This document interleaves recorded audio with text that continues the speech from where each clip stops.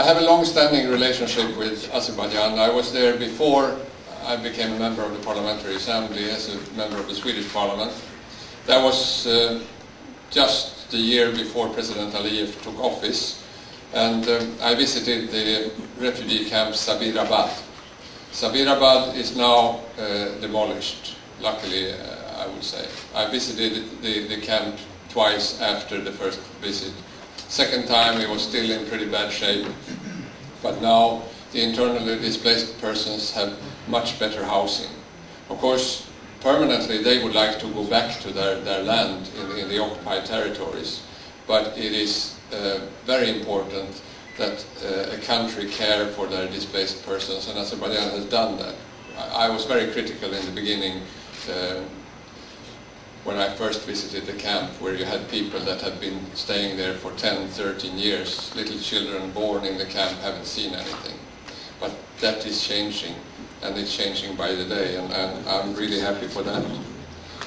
It is important that we discuss issues like the Hocali massacre. It is important that we do bring awareness to the politicians in the world about the situation in Nagorno-Karabakh. For me, having been a politician and now working together with my former colleagues discussing this issue, I realized that it's sort of a dead issue among many politicians all around Europe. In this city, in the European Parliament, in the Parliamentary Assembly, the awareness is pretty okay. We had a resolution in 2005, so I'm hoping very much for a new resolution that could be in the pipeline, a motion for a resolution on the Karabakh issue, where the members of the Parliamentary Assembly will make statements on the situation. However, the situation in the Parliamentary Assembly is different now than it was 2005, 2006.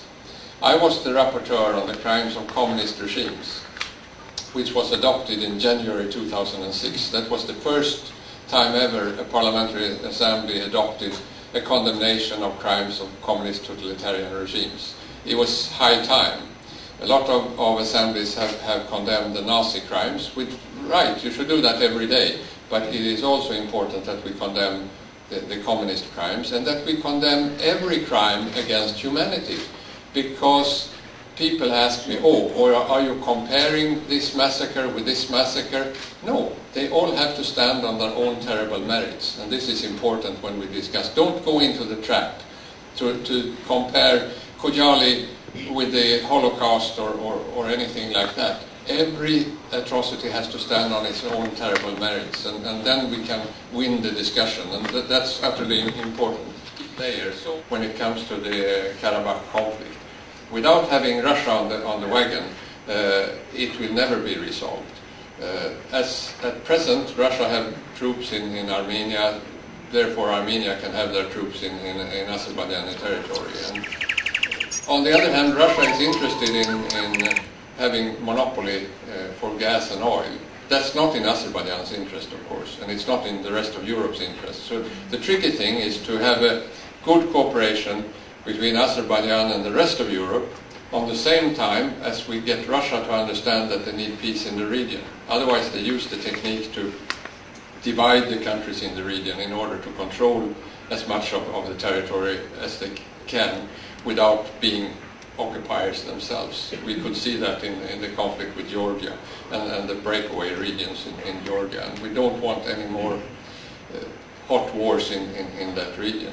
So what I say to my former colleagues here in Brussels and in Strasbourg and everywhere else in the capitals, we must have a united European attitude towards Russia when it comes to these conflicts. And I know that the European Commission now realizes that. Mrs. Ashton has appointed previous Swedish ambassador, well, he's still Ambassador Olof Skog, to deal with these issues. And he told me that there will be a person appointed for the three frozen conflicts. That's the Transnistria, that's the Georgian conflict, and that's the Karabakh conflict.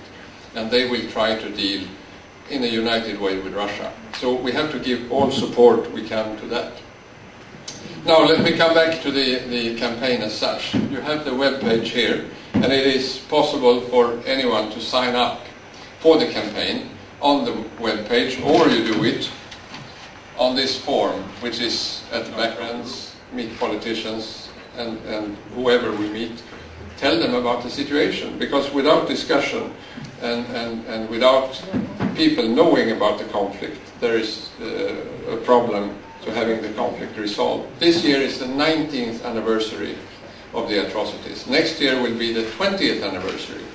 And there it is very important that we all try to make next year's event a special event.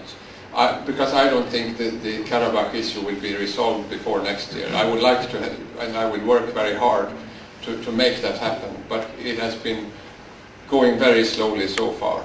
And of course we have another player, which I should mention before I finish, because now everyone wants to listen to the musicians. That's the issue of Iran on the southern side of Azerbaijan, with the country which is a terrible example of a terror state. They use the same techniques as the Soviet Union did when it comes to torturing their own citizens and not allowing any opposition, putting people in prison just for stating opinion.